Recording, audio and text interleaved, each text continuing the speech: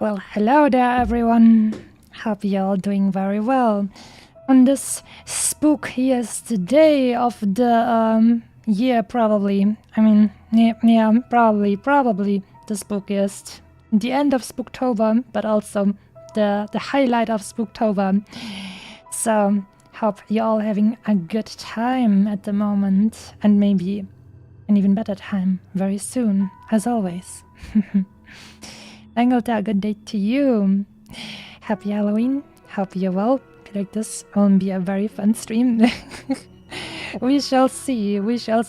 Hopefully, most wondrous and entertaining stream it will be for everyone. I hope you're all going to have a lot of fun with it, because I found it very fun to revisit, but this time in English. I even bought the book in English so I could read it to you guys. So I hope it will be a good fun. As you can also see, I got a little bit of a different lobby today, which is actually an old lobby that I never actually showed, I think, on stream.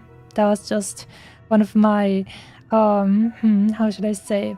It was one of my, lobbies, test lobbies, so to say, that I made in the beginning, just to see what it looks like and how it feels. And then I thought like, this feels a little bit too bloody and crazy and stuff. And later then I settled to use my more purple lobby that I made myself for my usual streams. But this one I still kept around, and I noticed for something like Halloween, this is actually perfect. This is the perfect kind of like a vibe that we can use for Halloween, in my opinion. So I think it is most wonderful and fitting indeed. Runny Hat suits you very well. Yeah. That is also something that I reuse, so to say, because the first time I used the Runny Hat was when I had, I think, my first Elden Ring playthrough, and I just decided, you know what, I'm just gonna go and get myself the Runny Hat for fun. There you go. It happens. Now it's mine, and I'll do with it what I want. At the very least, I think, for Halloween, it is very fitting indeed. So we have a Kitsune and witch crossover today. Maybe even a little bit of, I don't know, vampire crossover. If you look at my fangs. They're not that big. I mean, they're not as big as vampire fangs, but they are there. I'm just saying, I do have fangs. That's right. So, but I don't feel too reassured here, and he can still pack a punch when biting you, especially in the neck. Tasty. Well, I feel like I want to talk around just a little bit for fun, since it's also, I mean, mostly a chatting stream. Then maybe, I'm not sure if that one story is in this book as well, but if there's a story about how you should eat enough or something, and otherwise you'll get too thin or something, I'll definitely, like, I know, it's not really a lot of material that I can talk about that to call it a story, but at least I can tell a fun fact about that story if it's in this book, and if it's not, then I'll try and remember and saying it anyways. But other than that, yeah. Scenario Alvada, good day to you as well. Spoopy Kitsune, that's right. I am the Spoopy Kitsune today. Spoopy Witch Kitsune. Don't be worried though. I mean, actually you should be worried. But no matter, just have fun with it, and afterwards, when you get your liver or your soul eaten, it just happens, you know? You want to be super safe, you should never leave your house. But there will always be sometimes a little bit of risk, right? I mean, sometimes you take a step outside and then there's a kitsune or a witch waiting there. And if it's a kitsune, she's probably going to eat your liver or your soul or both. Probably both. And if it's a witch, she will maybe put you into a big cooking pot or something and make you Very tasty. Turn you into soup. I'd pick the kitsune though. But soup is nice sometimes as well, but usually I don't really like the soup a lot. I just love having a proper piece of meat and between my fangs, and then yum, yum, yum, yum. That's just much more beautiful than just having some soup. That's just like drinking. I mean, eating is for eating and drinking is for drinking, right? So I prefer proper stuff you can bite for eating. One thing doesn't fit. Ranni is a frost witch. It doesn't matter. I got her hat when I played Elden Ring, and now it belongs to me. Just because she's a frost witch. I mean, is she even? I'm not even sure. Is that because she's a moon person and the magic deals the same damage as frost? How much magic does Ranni actually still have now that she's just a puppet? She lost her body, right? So does that actually like affect her ability to use magic? Is her body even important for her magic? Or can she still just use the same stuff as before? And magic is about the soul. That would be interesting to know. You are the soul-eating kitsune type. Bad luck for you. No soul to feast on. I've had that one before. Don't you worry. We'll find something we can eat. Magic is connected with the soul, and her soul was saved. True, actually. I gotta wonder why liver. So one part of why it's liver is because like a cousin of the kitsune, the Kumiho in Korea, has like that part of their myth that they like to eat the liver of the beautiful men and handsome men that they charm and then eat. Especially the liver. They feast on the tasty liver. But also, I feel a little bit of kinship to that because actually I at some point I had a vitamin B12 deficiency, and they told me, oh well, the thing that has the most vitamin B12 is actually liver. So I was like, oh now I see it. So my Korean cousins actually just have a vitamin B12 deficiency, and I was like, yeah, I know that, and that means I tried and eat a little bit more liver because of that. Actually, in the first times after they told me I have a little deficiency there, where they had to swallow some pills, and I was like, what? I don't like to spend that much money for, I don't know, some supplements, vitamin supplements. I'd rather eat something proper, and that's why I decided, okay, even though I don't really like the taste of liver, every once in a while I'll just take a little bit of liver and add it to my other food, just so I can get some extra vitamin B12. I think also beef and some fish is also pretty nice. But liver is just the absolute best thing in terms of price for vitamin B12 in a natural way. So that's why I am also talking about that stuff. Good. Wonderful. Not really tasty, but very, very full of vitamin B12. I think it's because it's literally it's stored in the liver, so it makes sense. Well, I mean, but as I told you, I didn't make the rules. That's just how it is. My Kumiho cousins like the liver, and I need vitamin B12, and so that's just how it goes. Sometimes the tailed foxes like the liver, just because I need to. I mean, obviously we are nice people. We like to use the entire human being and eat all of the flesh, obviously, that we can get, not just the liver. But that is the reason why we have a little bit of a extra fixation on the liver, because vitamin B12 is important. And I don't want to have a deficiency again. Even though, like I said, I don't think liver tastes very good. I don't like the taste at all, but I'm doing my best. I like to put the liver into my chicken curry, just a little bit of it, so that it has basically so much other stuff around it that I can basically not even taste the liver at all. Makes a lot of sense.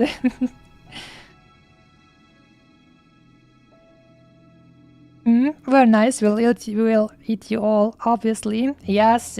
We're like Native Americans with the buffaloes. We leave nothing unused, so to say, most of the time. I mean, some stuff is a little bit, takes a little bit of work to actually get something out of the bones. That's a little bit, I don't know. So I don't know. I like, I would like to get the tasty, easy parts, like tasty mussels. That's good. And obviously the liver, because I have to, not because I like to. And then the bones, other people, I don't know, we can bring it to another German children's book where they have a bone mill. Literally in that book, Krabat, for anyone listening who had to read that book in school as well. What a nice book we're reading about some dark magicians and some young men working in that dark magicians, I don't know, mill, and every once in a while some evil man arrives in, what's that called? A coach, I think. That's that thing, like an old car, but not with a car, but with not with an engine, but with a horse that's pulling the cart or something. I think that's called a coach or something. And then they bring in some sacks of bones and throw it into the mill, and then they're making tasty bone meal. That we did read that in school, so don't be surprised. I mean, this whole concept for my stream is reading some German children's book to you, and that one was another children's book. Have fun. Hello, odd sister. Resident Steve, good day to you. Master of Breaking Wind as well, and Mr. Garden as well, and good day to you guys everywhere. Hope you're having a good spooky day indeed. Well. Seems like we have brought some extra people today, and maybe we can start. I think I can at least read the first part, like the intro of Struwwelpeter. And it's all in English. I actually bought that book in English so I can read it to you guys. So hopefully that will be good fun. Let's start with the intro, right? To the children. When the children have been good, that is, be it understood. Good at mealtimes, good at play, good all night and good all day. They shall have the pretty things Merry Christmas always brings. Naughty, romping girls and boys tear their clothes and make a noise, spoil their pinafores and frocks, and deserve no Christmas box. Such as these shall never look at this pretty picture book. So, hope you all have been very good children, because otherwise the things that will happen to the children in this book will happen to you. That's why you better be good children. Now be a good child and drink some Spezi. Yum. Tasty liver. I mean, I don't like liver, but I do need it. As I said. Something unique. Hello, Mr. Elgan. Hope you're doing well as well. Alright. I'll read out like just a little part about Struwwelpeter, which has been translated as shock-headed Peter, because his hair is like all frizzy and hasn't been cut, and it's crazy, like just, it's just a big unseeming pack of hair, hasn't been combed, hasn't been cut ever, and he looks terrible. And that's the name of this book, this character's name, Struwwelpeter, or Shock-Headed Peter. So you can maybe imagine how his hair would look as if he put his fingers into electricity or something, and then his hair stood straight, and then it didn't anymore. Shock-headed. That's what it looks like. Just look at him. There he stands, with his nasty hair and hands. See, his nails are never cut. They are grimmed as black as soot. And the sloven, I declare, never once has combed his hair. Anything to me is sweeter than to see shock-headed Peter. Actually, let me quickly see if I can show you a picture. I just don't want to get busted and stuff, but if we Google it, then it's not my fault, right? I'm just showing you a page. I'm just showing you a page of Google. Let's see.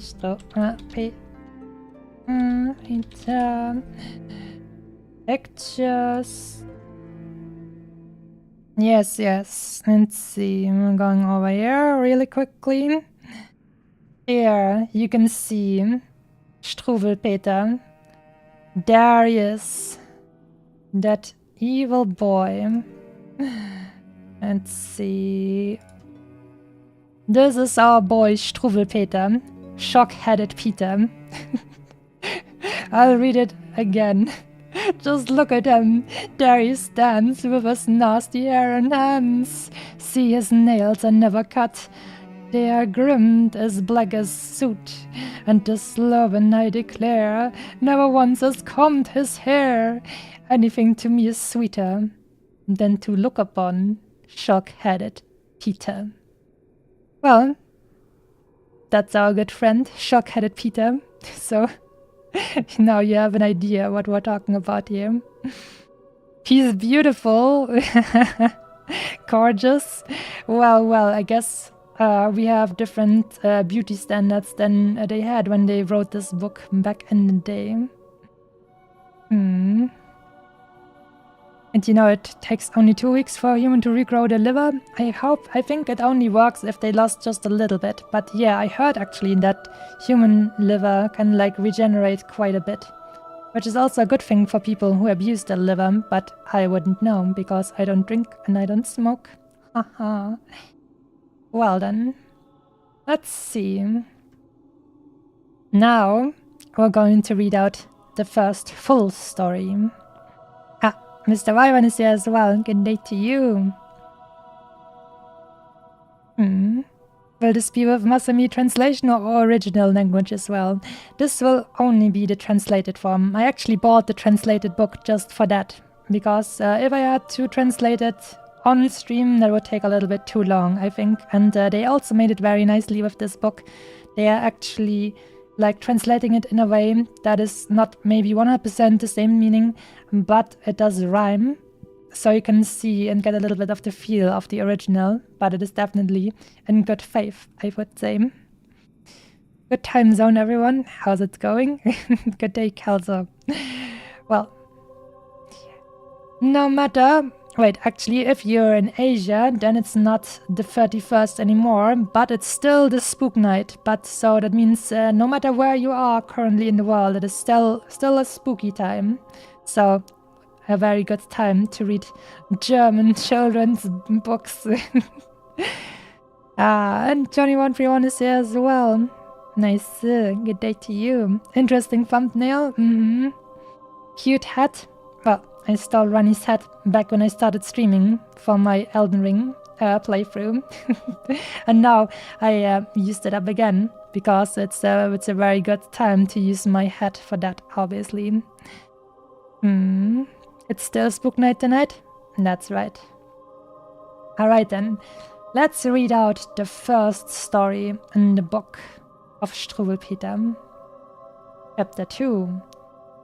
The story of Cruel Frederick. Here is Cruel Frederick, see.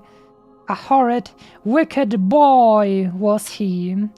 He caught the flies, poor little things, and then tore off their tiny wings. He'd kill the birds and broke the chairs and threw the kitten down the stairs.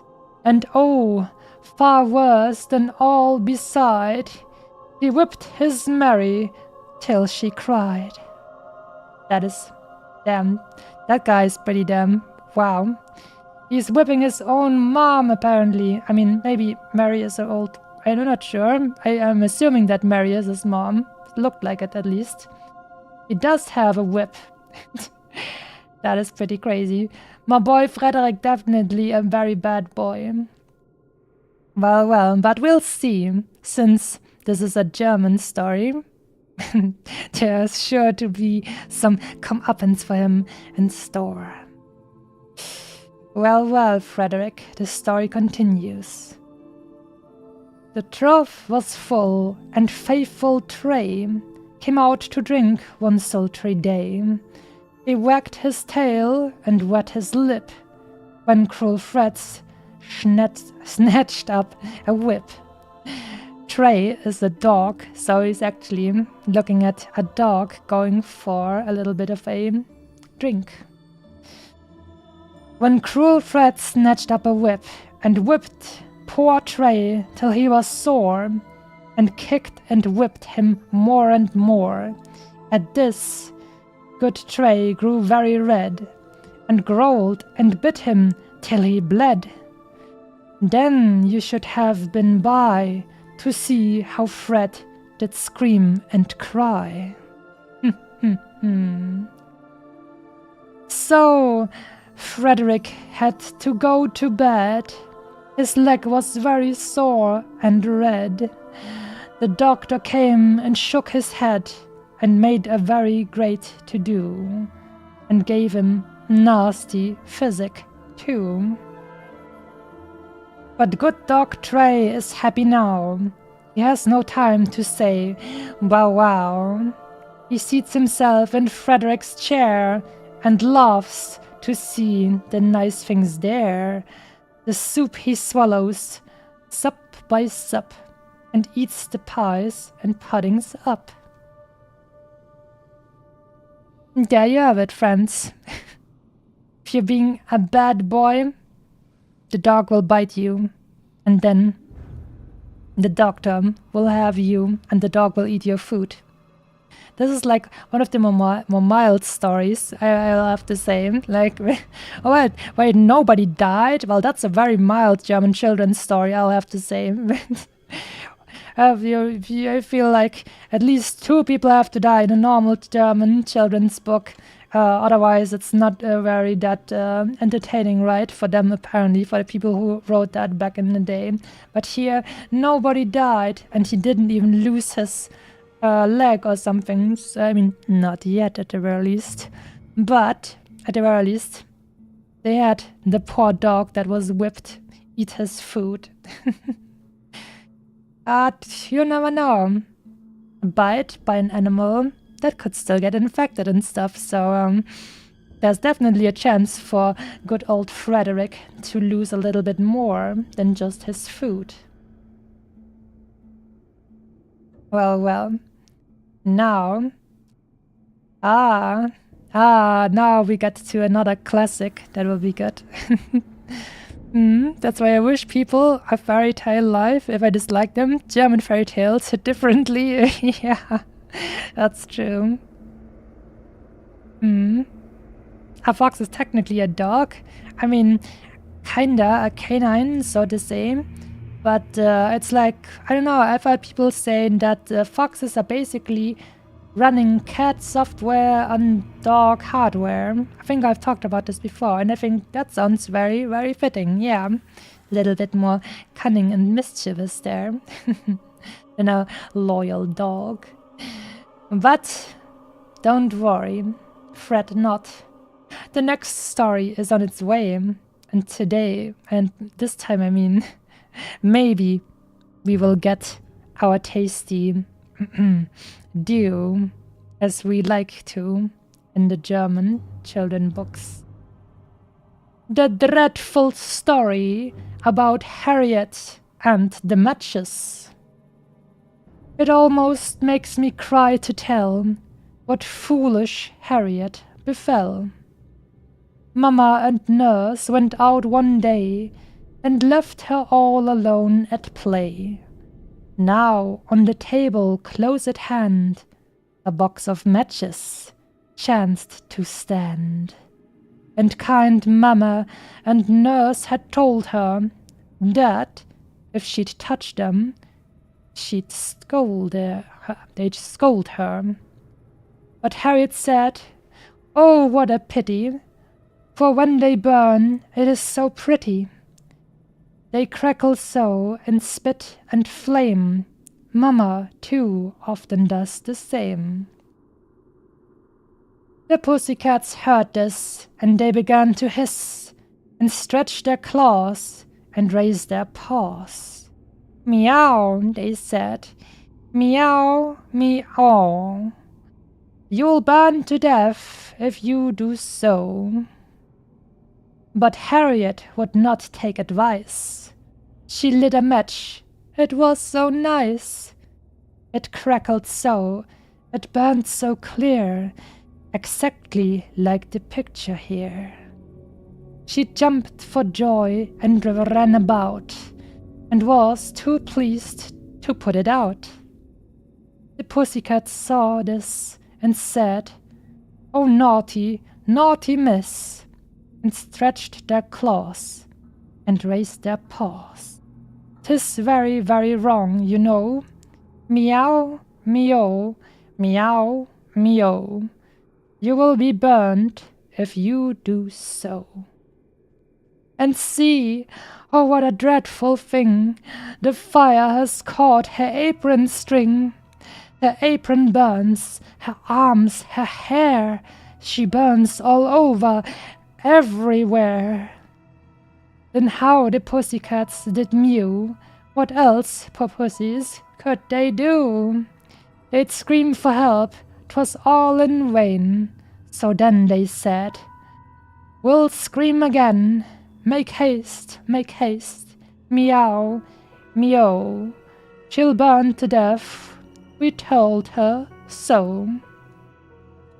So she was burnt with all her clothes, and arms and hands and eyes and nose, till she had nothing more to lose except her little scarlet shoes.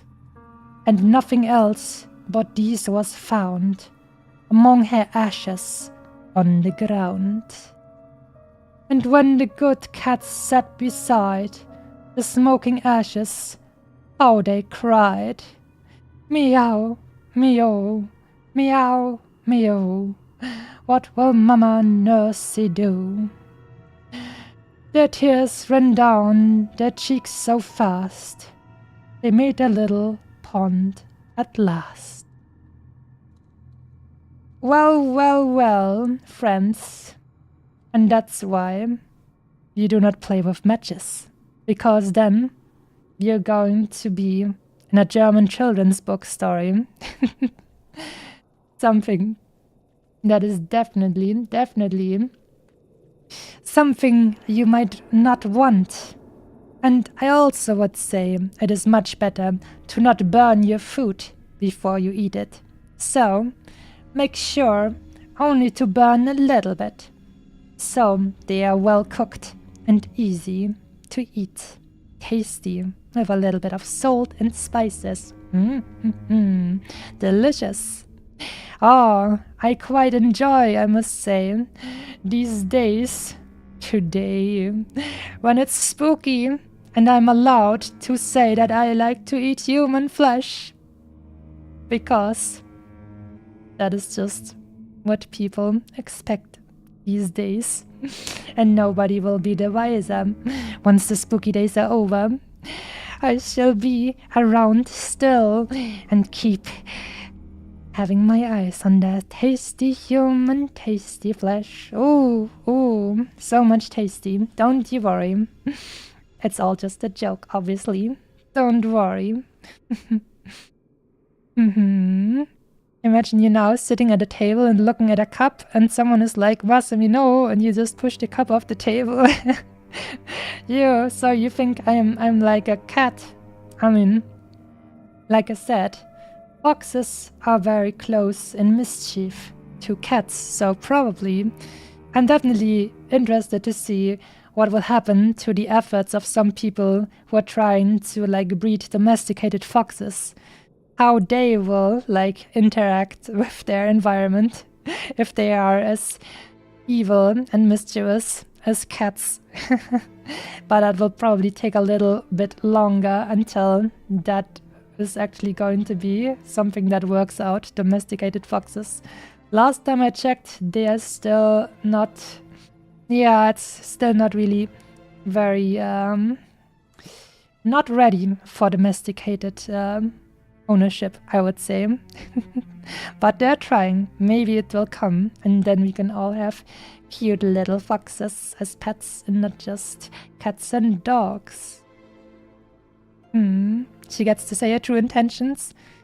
I mean, joke. She gets to joke. Yes, that's all jokes, friends. It's Halloween, right? That's why we make jokes about these things. Haha. Please don't eat me. I'm all lean beef. There's no fat.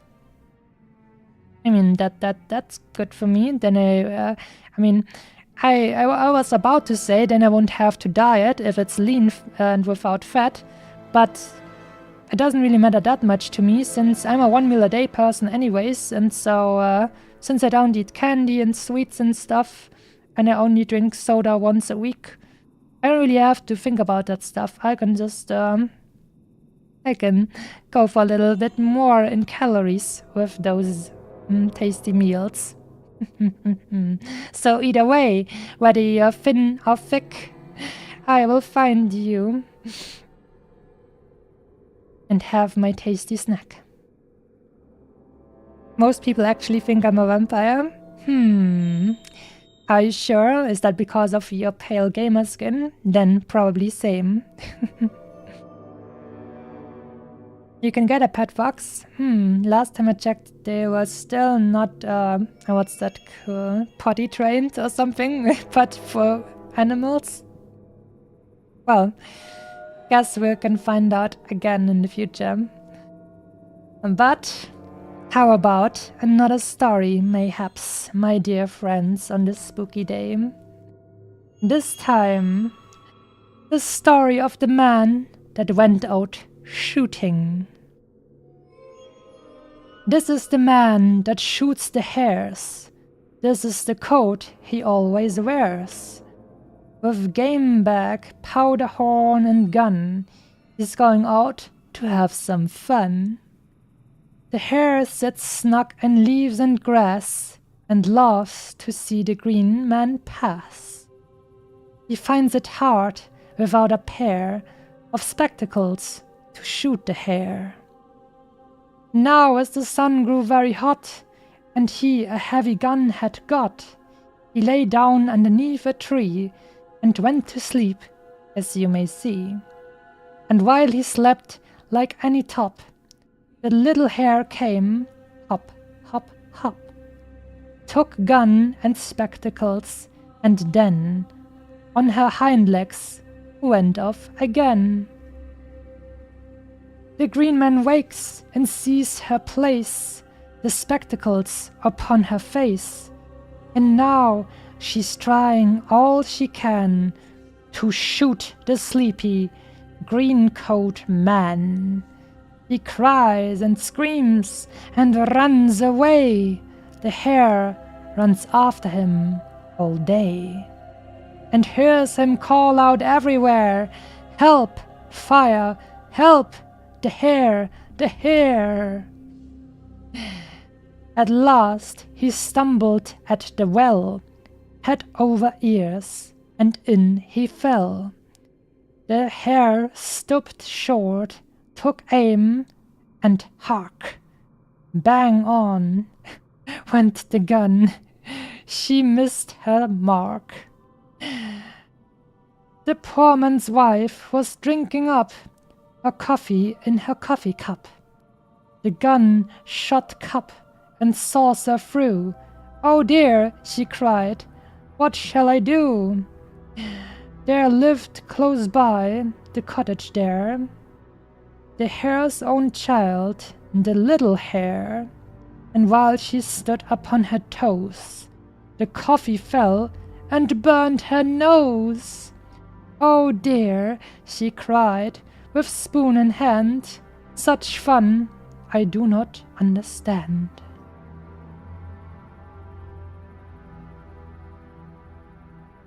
That one was very interesting indeed. I don't even remember that one. The coffee, it is actually interesting because the moral of the story is not that the green coat man, the hunter, should not go to hunt, but instead the hare, the bunny that was trying to shoot the hunter, actually shot the coffee out of the hand of a woman, and that coffee landed upon the child of the hare and burned it. So that was interesting indeed. I didn't remember that outcome. Very nice indeed.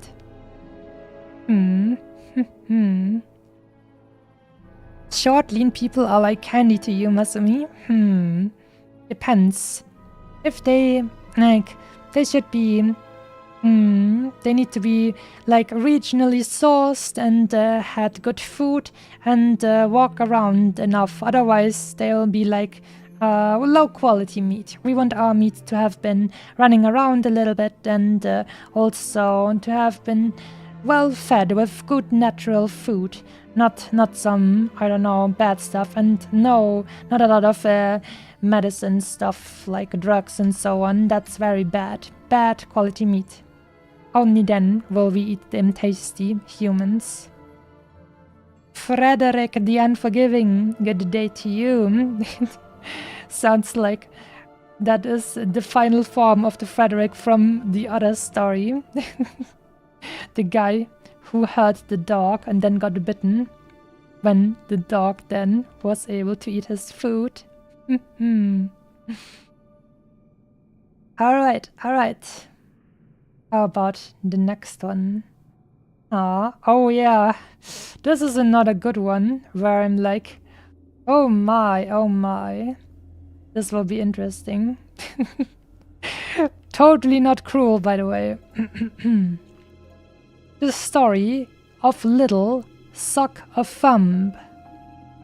One day, Mama said, "Conrad, dear, I must go out and leave you here. But mind now, Conrad, what I say. Don't suck your thumb while I'm away. The great, tall tailor always comes to little boys that suck their thumbs. And ere they dream what he's about, he takes his great sharp scissors out and cuts their thumbs clean off, and then, you know, they never grow again." Mama had scarcely turned her back. The thumb was in, alack, alack. The door flew open, in he ran, the great, long, red-legged scissor man. "Oh, children, see, the tailor's come," and caught out little Sucker Thumb. Snip, snap, snip, the scissors go, and Conrad cries out, "Ho, ho, ho!" Snip, snap, snip, they go so fast that both his thumbs are off at last. Mama comes home, there Conrad stands, and looks quite sad, and shows his hands. "Ah," said Mama, "I knew he'd come to naughty little Sucker Thumb." Oh boy, so that one's one of the good ones as well. So like prime children's stories, right? I mean, the Germans, that's what you get. That's you better not do anything bad as a kid in Germany, otherwise the bad scissor man will come, and he knows just what to do with your thumbs. Like, I looked at this and like the what was that? The reading recommendation, I think, was 8 years to 12 years or something, and I'm like, just about enough that the children are maybe old enough to maybe not take it too seriously, but damn, this is like after the one when the girl got burned to death for playing with matches, now the tailors come to cut off your thumbs. That's like, oi, wowie, wowie, wow. Not bad. Not bad indeed. Imagine reading this to a not as maybe old and more matured person, and instead a little child of, I don't know, 5 or 6. And they take it a little bit too serious, perhaps. Well, the next story I may be able to tell you a little extra about once we're done reading that one. She wasn't even sad. She was just like, told you not to suck your thumb. Yeah. I mean, she just knew. Mama knew that is what happened, so she didn't even cry about it. Wow. Well then, children, make sure to listen to the next story as well, because if you're not good, well then, a bad fate may come to you too. Now, the story of Augustus, who would not have any soup. Augustus was a chubby lad. Fat, ruddy cheeks Augustus had, and everybody saw with joy the plump and hearty, healthy boy. He ate and drank as he was told, and never let his soup get cold. But one day, one cold winter's day, he screamed out, "Take the soup away! Oh, take the nasty soup away! I won't have any soup today." Next day, now look, the picture shows how lank and lean Augustus grows. Yet, though he feels so weak and ill, the naughty fellow cries out still, "Not any soup for me, I say! Oh, take the nasty soup away! Oh, I won't have any soup today." The third day comes, oh what a sin, to make himself so pale and thin. Yet, when the soup is put on table, he screams as loud as is he able, "Not any soup for me, I say!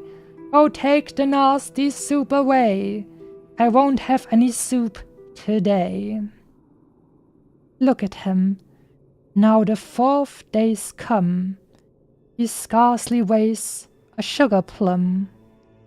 He's like a little bit of thread, and on the 5th day he was dead. So, little Augustus decided he doesn't want to eat his soup anymore, and on the 5th day he died. And before that, he turned into a stick man. Let me actually see if I can show you that picture as well. That's just amazing. Stupid Augustus soup. Yes, yes, that is beautiful. Let me show you. Such beauty must be shared. Here we go. Over we go. And here you can see Augustus in the first picture. He is plump and beautiful. In the second one, he is growing more thin. And then in the third and fourth, he turns into a stick man because he did not eat his soup. And then on the 5th day, he died. That's why, children, you need to eat your soup. Very important. But also, a little fun fact about that story. My mother actually got that story told to her as well when she was very little. I think about 5 or 6 years old. And that picture of him turning into a stick man actually scared her so much that for, I don't know, at least a year or two, she was so scared of the sink in the bath, right, when taking a bath, that she thought if she didn't eat enough, she could also, like, fall into that sink and be flushed away forever. She was actually scared of that, so... Isn't it nice to traumatize your children? Thank you very much, Germans. Very cool. Very cool indeed. It is actually something that happens and can happen, so wow. But I don't like soup. I want real food. Well, if there's only soup, you better make sure you eat your soup. Otherwise, you may also turn into a stickman and then have to be afraid of getting flushed down. That would be interesting to see, but definitely another gruesome thing to think about for a child. Well, well, well. Very nice trauma, yes. This will be the story for future trauma dumpers. Look forward to that. Next up, let's take a look. We've got the story of Fidgety Philip. Let me see if Philip can be a little gentleman. Let me see if he is able to sit still for once at table. Thus Papa bade Phil behave, and Mama looked very grave. But Fidgety Phil, he won't sit still, he wriggles and giggles, and then, I declare, swings backwards and forwards, and tilts up his chair, just like any rocking horse. Philip, I am getting cross. See the naughty restless child, growing still more rude and wild, till his chair falls over quite. Phil screams with all his might, catches at the cloth, but then that makes matters worse again. Down upon the ground they fall, glasses, plates, knives, forks, and all. How Mama did fret and frown when she saw them tumbling down, and Papa made such a face, Philip is in sad disgrace. Where is Philip? Where is he? Fairly covered up, you see. Cloth and all are lying on him. He has pulled down all upon him. What a terrible to-do. Dishes, glasses snapped in two. Here a knife and there a fork. Philip, this is cruel work. Table all so bare and poor Papa and poor Mama. Look quite cross and wonder how they shall make their dinner now.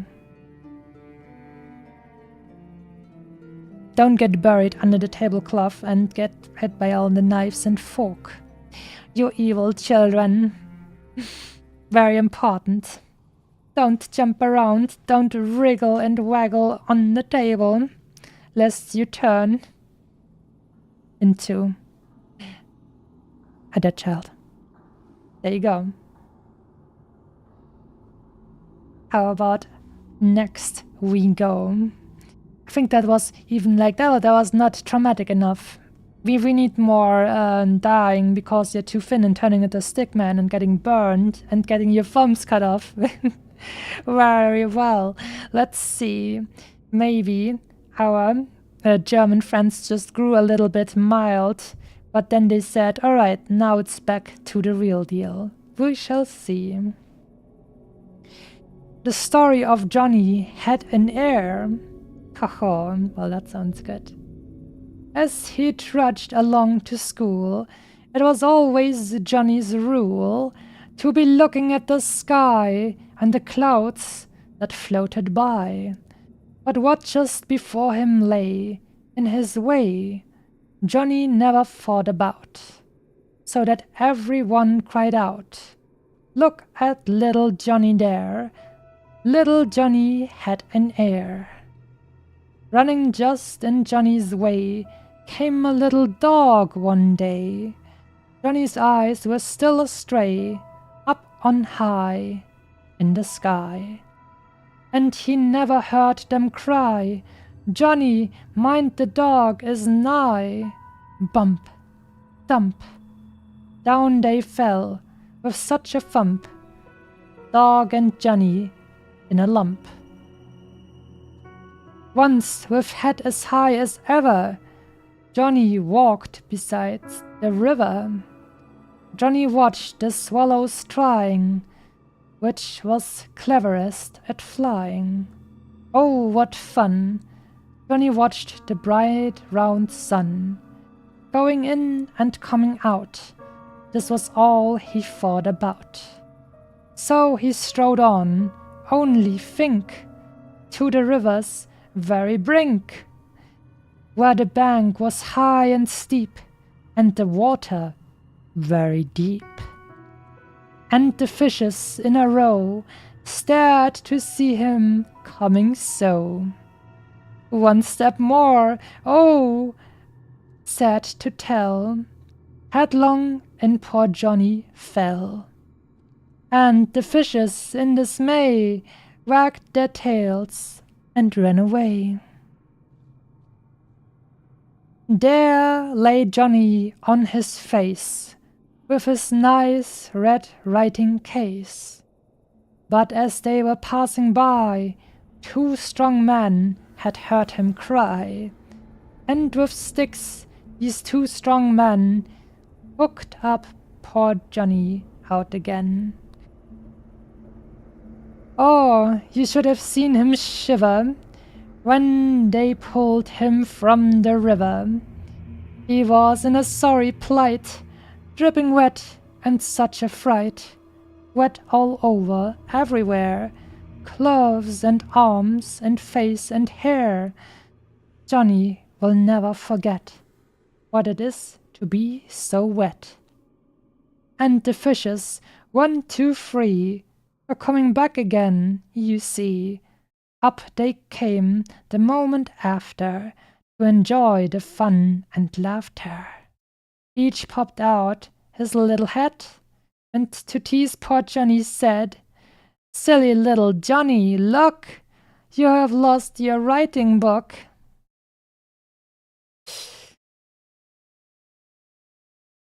If you head in the clouds, you may fall into the river, and mayhaps might even drown, if there aren't any strong men around to hook you out again. Johnny has fallen. Johnny, no.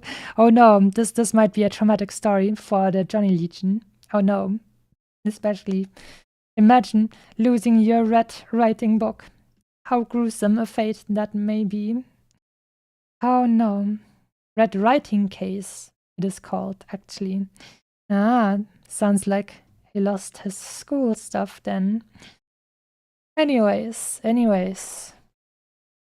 Haha, this one might be a little bit funny as well.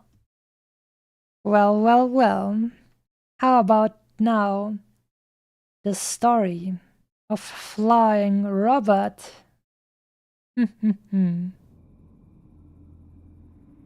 When the rain comes tumbling down in the country or the town, all good little girls and boys stay at home and mind their toys.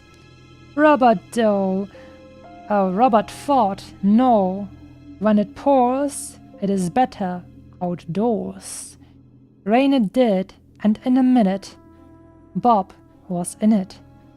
Here you see him, silly fellow, underneath his red umbrella. What a wind! Oh, how it whistles through the trees, flowers and thistles. It has caught his red umbrella. Now look at him, silly fellow. Up he flies to the skies. No one heard his screams and cries through the clouds the rude wind bore him, and his hat flew on before him. Soon they got to such a height they were nearly out of sight, and the hat went up so high that it really touched the sky. No one ever yet could tell where they stooped or where they fell. Only this one thing is plain: Bob was never seen again. This is the stuff Mary Poppins doesn't want to tell you about. But it does happen. And you better be ready for it if you're a bad kid and you go out with your umbrella during the storms and thunder. You may very well be blown away, never to be heard from ever again.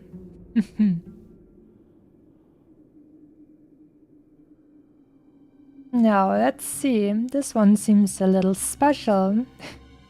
Anniversary page for the 100th edition. Wow. That is crazy. This was written, I think, in the 1800s. Wow. Some good German traumatizing story stuff here. Let's see what the anniversary page for the 100th edition tells us. He speaks. Today, for the 100th time, in picture book land I appear, and children from every clime have gathered to honor me here. The ones whom I first entertained are now worthy ladies and men. But still my old name has remained, and just as young as I was then, I got myself combed for the day. They tugged at my head till it sore, the same sloppy boy though, I'll stay. I won't get dolled up anymore. Aha, that sounds like Mr. Struwelpeter, or Shocked Head. Well, what was his name actually? Shock-Headed Peter, that's right. Mr. Shock-Headed Peter apparently survived and became a good, fine lad in the end. Or maybe not, if he can help it. Well, those were the stories. Although, I omitted one. Anyways, let's see. I think I'll read you guys the afterword because it is interesting to see a little bit of the history of this. Afterword. It's about the author of the original German children's book, Heinrich Hoffmann, 1889 to 1894, was, from 1834 on, a doctor in his native Frankfurt am Main, dividing his time between private practice and duties in the city's progressive mental hospital, in which he served as a director from 1851 to 1889. He had also begun teaching anatomy in 1845. To soothe the anxiety of his many child patients, he would tell funny stories and sketch pictures to go along with them. Well, friends, these stories, aren't traumatizing at all. They are actually there to soothe the anxiety of his many child patients. Funny stories with beautiful sketched pictures to go along with them. Isn't that just wonderful? Seeking a picture book for his own 3-year-old son as a Christmas gift, in 1844, Hoffmann found nothing he considered suitable and drew and wrote his own. He was urged by friends and literary cronies to print it, and he did so in 1845 under the title Lustige Geschichten und drollige Bilder, Merry Stories and Funny Pictures. You see, friends, like I said, not traumatizing at all, and instead merry and funny. Rütten and Lönig were the original publishers. That first edition contained only the stories of Frederick, the Inky Boys, the man that went out shooting, Augustus, Zuckerthumb, and Shock-Headed Peter, in that order. The other stories were added in later editions. By 1847, Shock-Headed Peter had proved so popular that he was placed first in the book, and the book was named for him.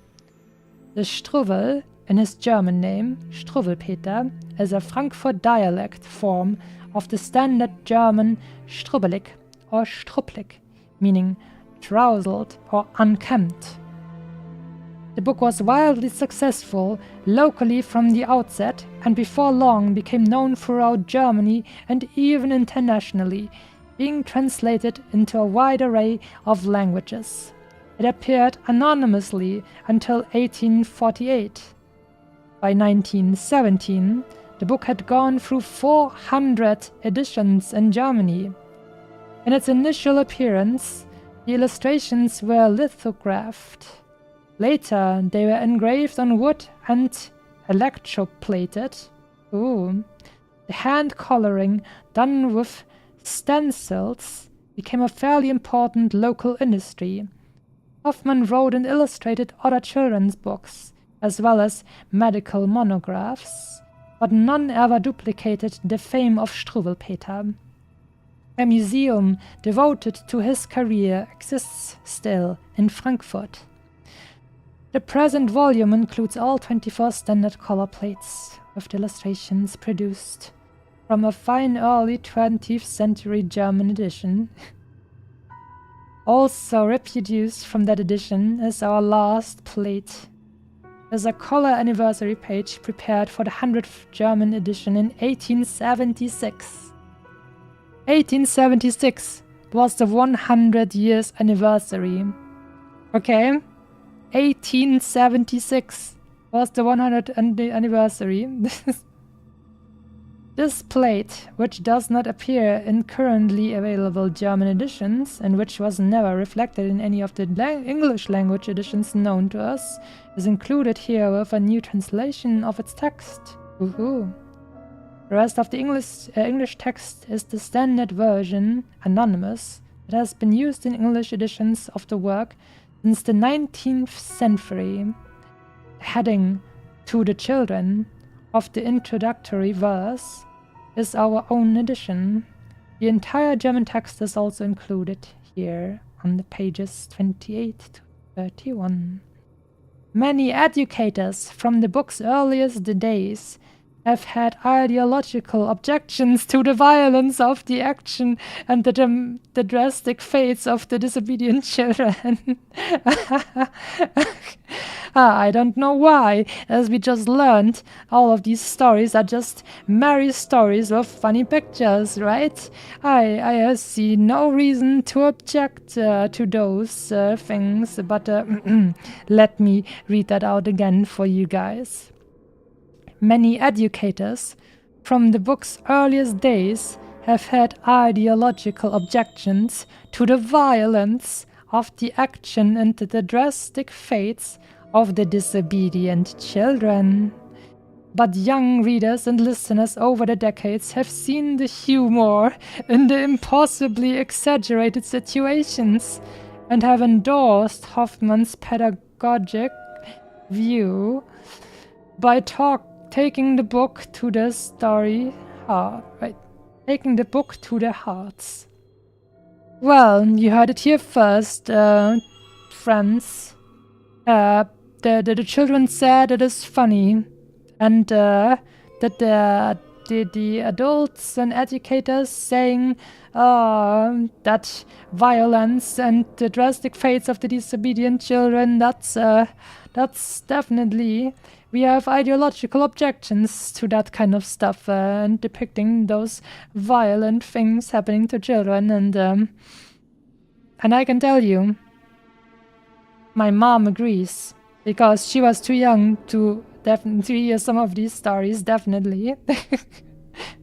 Like, I'm gonna be honest with you guys. Learning that tailor will come with his scissors and cut off your thumbs. I'm not sure if that is... I mean, of course, it is, of course, very, very, very funny. Very cool, friends, yes. Very cool, very funny. If you want to scare your children to death. So you better not read these stories to children too young, lest you scare them to death. And there will be a new story then. I learned my mother won't care if someone cuts off my thumbs. That's ouchy, yes. But that is exactly like the things very small children might actually believe, which is traumatizing and very, very bad. German humor is really something else sometimes, yeah. I'm also just, wow, yeah. It's, there you go. But you know what? That's why I'm reading you a German children's book on frickin' Halloween. That's exactly why. And there you go. Even back then, people had some objections to that, as they do nowadays as well. But I hope I could definitely prove to you why these stories belong into a Halloween stream. I think the horror aspect is super amplified by the fact it is meant to be funny and lighthearted. Yeah, isn't that funny, guys? He got his thumbs cut off. How funny is that? And the other girl burned to death. Isn't that super mega funny? Oh my god, we're having a grand merry time over here, lads. Yeah. Perhaps next Halloween we're gonna read German fairy tales that just end with gruesome stuff as well. Especially like not the Disney-fied versions of the German fairy tales, but the original ones where there's lots of death and stuff like that as well. We'll see. Maybe we can find something that will be fitting. Das ist nicht gut. Yes, that is not very good. Poor children, don't traumatize them. Except, of course, it is Halloween or something, where, of course, apparently it is all right. Well. That was the story. I hope you found it fun. And also some historical background. But, well, like I said, it is quite something. And as I could tell you, it even affected some people I know and love. My mom. She heard that story, and the one with the stick man made her so afraid that she was like too afraid to actually like go and take a bath or something, because she was very afraid she could get flushed down because she's too thin. That is just traumatizing, man. That is not cool. I'm gonna be honest, my mom made me watch horror movies with her when I was like 5, so I don't get scared. That is certainly a choice, but at the very least, she was with you, so maybe you could, I don't know, feel good because she was right beside you. But if the person who's supposed to be with you and help you and stuff like that and make you feel comfortable is the one telling you the story, that sets it into a little bit of a different context. Because children will definitely believe their parents. And if their parents say, oh, look at this funny story where the tailor comes and cuts off your thumbs, that may have a little bit of a different taste and vibe to it. These stories are bangers. Oh yeah. These were fantastic. I'm very happy you guys liked it. And now you guys can say in the future, yes, I know this very old German book and stuff, and you can tell stories about that, and then they will be, oh wow, you're so cultured, amazing that you know stuff like that. That is amazing. There you go. You are now educated and entertained at the same time. Perhaps, mayhaps, hopefully, that was what I wanted. to have something that is fitting but also funny for today. Cutest Momo, ew, good day to you. Unfortunately, we are already done with all the stories, but maybe I'll read out one of them again, just for you. One of those, maybe. Which one was my favorite of the Struwwelpeter stories? You know what? We're gonna go with the one that I think left close to the like biggest impression. The story of Little Sucker Thumb. Where I'm going to read it out to you guys once again, just because I think that is one of the cruel and gruesome highlights of this book. Alright, one more time. The story of Little Sucker Thumb. One day, Mama said, "Conrad, dear, I must go out and leave you here. But mind now, Conrad, what I say. Don't suck your thumb while I'm away. The great tall tailor always comes to little boys that suck their thumbs. And here they dream what he's about. He takes his great sharp scissors out and cuts their thumbs clean off, and then, you know, they never grow again." Mama had scarcely turned her back. The thumb was in. Alack, alack. The door flew open. In he ran, the great long red-legged scissor man. "Oh, children, see, the tailor's come and caught out Little Sucker Thumb. Snip, snap, snip, the scissors go, and Conrad cries out, 'Oh, oh, oh!' Snip, snap, snip, they go so fast that both his thumbs are off at last. Mama comes home, there Conrad stands, and looks quite sad and shows his hands. 'Ah,' said Mama, 'I knew he'd come to naughty Little Sucker Thumb.'" Damn. That one was still, like, that one's definitely, wow. Wait, let me actually quickly check. We should definitely go ahead and show you guys the picture of that as well.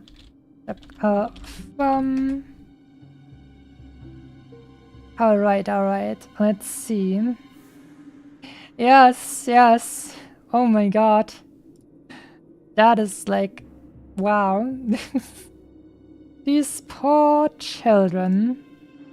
I'll show it to you in picture.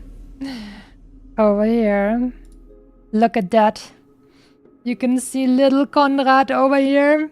And there, the tailor, the scissor man, with his great scissors, cutting off his thumb, and blood as it is dripping down. "Never gonna suck my thumbs again? You better not.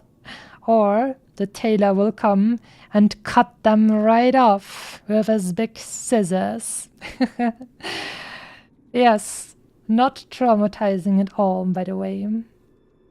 And now, you know, I feel like I want to once again read out one more story, because it is just like the best of. I think the one where the girl burned to death with the matches is also one we can read again, because that one's top tier as well.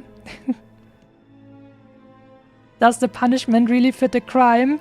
That's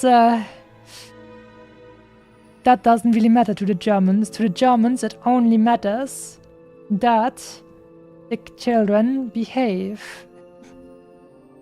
And that's why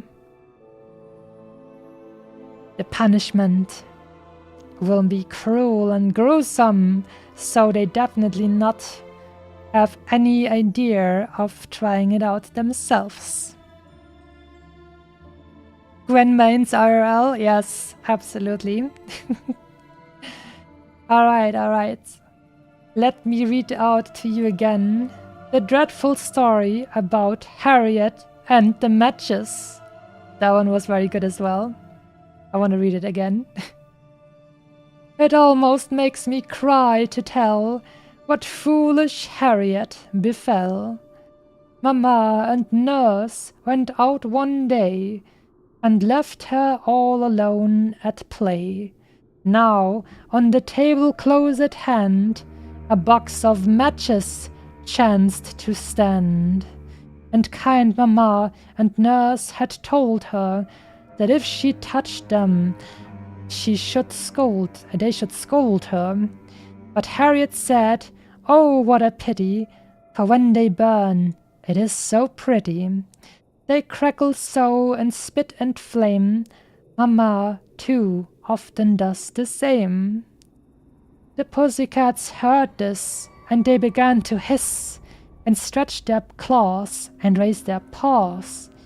"Meow," they said, "meow, meow. You'll burn to death if you do so." But Harriet would not take advice. She lit a match, it was so nice. It crackled so, it burned so clear, exactly like the picture here.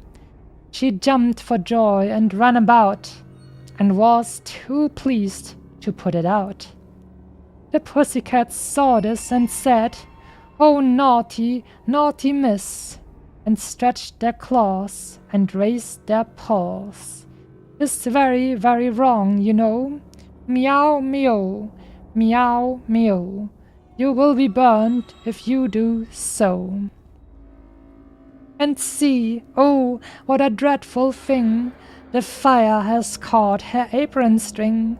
Her apron burns, her arms, her hair. She burns all over, everywhere. Then how the pussycats did mew. What else, poor pussies, could they do? They screamed for help, 'twas all in vain. So then they said, "We'll scream again. Make haste, meow, meow. She'll burn to death, we told her so." So she was burnt with all her clothes, and arms and hands and eyes and nose, till she had nothing more to lose except her little scarlet shoes, and nothing else but these was found among her ashes on the ground. And then the good cats sat beside the smoking ashes. How they cried, "Meow, meow, meow, meow. What will mamma and nursey do?" Their tears ran down their cheeks so fast, they made a little pond at last. Well, well, well, children. Once again, a good reminder. Don't play with matches. You don't want your cats to cry. Meow, meow, meow, meow. It pains me so, indeed. Well, well, well. On average, how many Germans are missing thumbs? Too many, I would imagine. Honestly, this one isn't too bad. Like stopping kids playing with fire, dismemberment for thumb sucking is just wild though. I don't know. I feel like being afraid to burn to death and being left with only ashes is definitely also quite up there. But it's definitely, I think I agree with you, a step up if a person comes to you and does things to you, like cutting off your thumbs. That is definitely one of the more high-tier stories in this book, definitely. Let me see, was there another one that is quite cruel? Mayhaps. We shall see. Story of cruel Frederick. Well, Frederick did get his comeuppance and had the dog eat his food, but it wasn't as bad as some of the others. Well, well. Little sucker thump is definitely, it's definitely one of my like scary highlights of this book. I mean, playing with fire is pretty bad. Thumb sucking isn't quite as dangerous. Yes, but the Germans decided, hey, wouldn't it be frickin' funny if we gave kids absolutely traumatizing PTSD just because they're sucking their thumbs? And the story of Augustus, who would not have his soup. That was kind of really funny when he turned into a stick man. Good stuff. Very good stuff. Well, friendos. I guess that's gonna be it for today. I hope you learned how to behave as a kid. Or perhaps I should actually go ahead and once again read out the first thing to you guys, since that is once again, it feels like it's a good start and a good ending, because it tells the children to behave. For Christmas and stuff. I mean, we're only 1 month away now from December, right? So, for the ending, I will read out this one as well. To the children. When the children have been good, that is, be it understood, good at mealtimes, good at play, good all night and good all day, they shall have pretty things Merry Christmas always brings. Naughty, romping girls and boys tear their clothes and make a noise, spoil their pinafores and frocks, and deserve no Christmas box.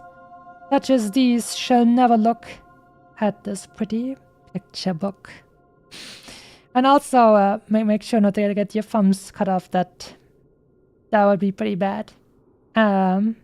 So you can't blame me anymore if the tailor comes, the scissor man with his giant scissors and cuts off your thumbs, because I warned you. I gave you a fair warning, and so you know now what not to do if you want to keep your thumbs. Okay, alright. Hilarious. Yes. Those were definitely not traumatizing at all, and definitely super funny, and merry, funny stories and stuff like that. So, I hope you had a good time, and you found it merry and funny as well. And I wish you all a very fun and happy Halloween, and I hope you're gonna have lots and lots more fun this evening or this night, or whatever it is for you right now. So, for now, I will say goodbye, and maybe next year we shall hear some more merry and funny and not traumatizing at all German stories. So, good night, have lots of fun with Halloween, and see you guys very soon. Goodbye.